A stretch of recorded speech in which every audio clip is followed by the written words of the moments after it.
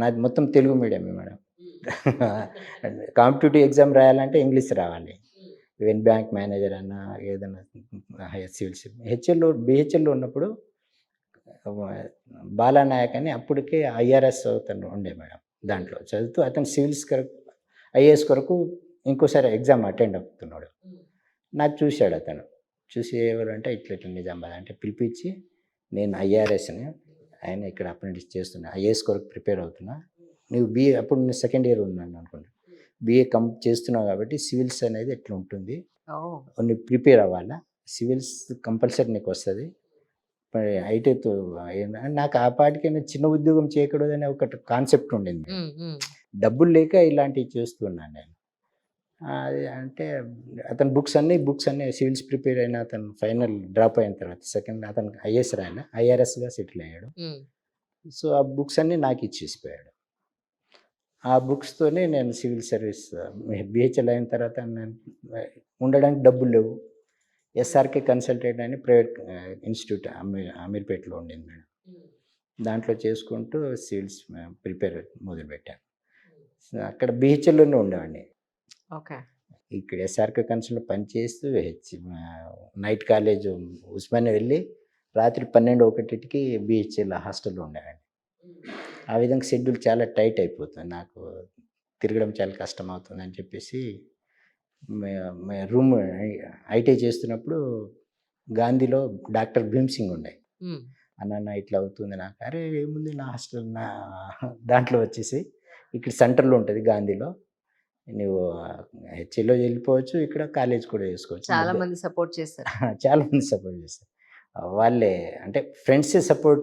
వాళ్ళు నాకంటే ఒక ఇది ఉండేది, నేను ఈ ఉద్యోగం చేయొద్దు, పెద్ద ఉద్యోగమే చేయాలనే ఒక గోల్ ఉండింది. కానీ సపోర్ట్ ఎకనామికల్ ఏం లేదు. కాబట్టి అక్కడ కొన్ని రోజులు 1 ఇయర్ అక్కడ గాంధీలో ఉన్నాను. అక్కడ నుంచి సివిల్స్ ప్రిపేర్ చేస్తుంటే కస్టమ్స్ అండ్ సెంట్రల్ ఎక్సైజ్ జిఎస్టీలో ఇన్స్పెక్టర్గా వచ్చింది మేడం. సో ఇన్స్పెక్టర్గా మీరు జాయిన్ అయ్యి అసిస్టెంట్ కమిషనర్గా మీరు రిటైర్ అయ్యారు. రిటైర్ అది 92లో. అండి. 88 నుంచి 98 వరకు, 92 నుంచి 98 వరకు నేను సివిల్స్ ప్రిపేర్ అయ్యాను మేడం. ఎన్నో అటెంప్ట్లో సాధించారు మీరు ఇంతకీ? ఫస్ట్ అటెంప్టే. అంతకంటే బ్యాంక్ వగైరా అన్నీ రాసేవాడిని, కానీ ఇది వచ్చింది. నాతో బిహెచ్ఎల్లో ఉన్నప్పుడు అందరు ఇంజనీర్స్ నాకు పరిచయం అయ్యారు మేడం. సివిల్స్ రాస్తున్నప్పుడు ఇంజనీర్స్ ఫ్రెండ్స్ అందరికి పరిచయం అయ్యారు, కానీ వాళ్ళకి రాలేదు. నాకు సెంట్రల్ ఎక్సైజ్లో వచ్చింది. సో ఏదో సాధించాను. ఇది ఇంకా చదివితే నాకు ఐఏఎస్ కూడా రావచ్చు అనే ఉద్దేశంతో చాలా కష్టపడ్డాను, కానీ బేసిక్ లేదు మేడం. Right, correct. అన్ని యావరేజ్ 35, 36 అలా యావరేజ్ మార్క్స్తో పాస్ అవ్వడం జరిగింది. కానీ ప్రతి స్టేజ్లోనూ ఎవరో ఒకళ్ళ సహాయంతో మీ కుటుంబ సభ్యులు మిమ్మల్ని కన్నవాళ్ళు కాకుండా బయట వాళ్ళు ఎవరో వచ్చి మీకు సపోర్ట్ చేశారు భగవంతుడి దయ వల్ల. అవును మేడం.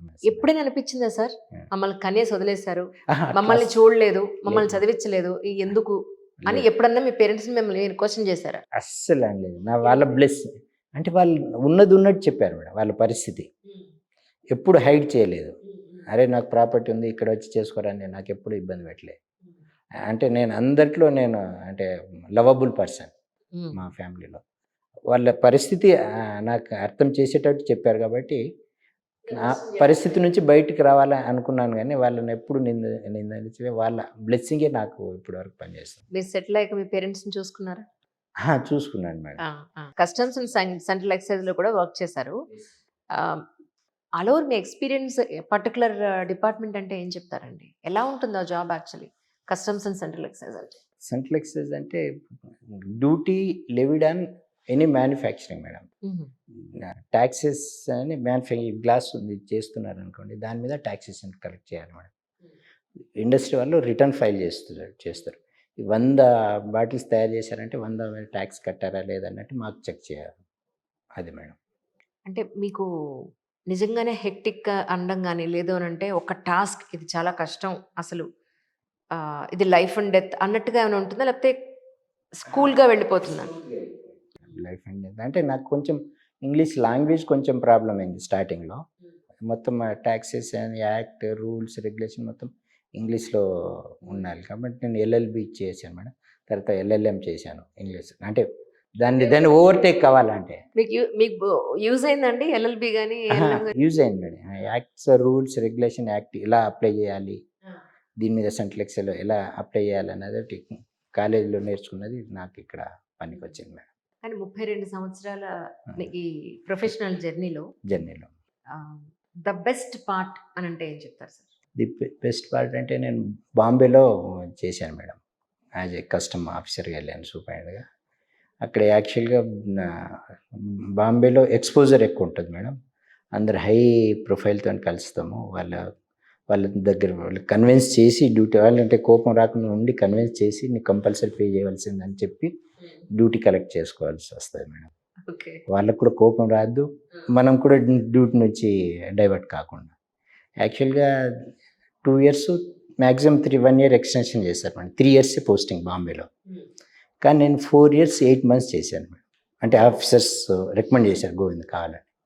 ఇది కస్టమ్స్ హిస్టరీలోనే ఇది మేడం. నేను బెంగాల్ అతను సమజ్దార్ రాయ్ అని 5 years చేయగలిగాం మేము. జనరల్గా అక్కడ ఏదో రకంగా ప్రాబ్లంతో బయటకు వచ్చేస్తారు మేడం. బాంబే కస్టమ్స్లో చేయాలంటే కష్టం. సో అన్బయాస్డ్గా చేసుకుంటూ వెళ్ళినందుకు వాళ్ళు మిమ్మల్ని కావాలని కోరుకుని ఉంటారు.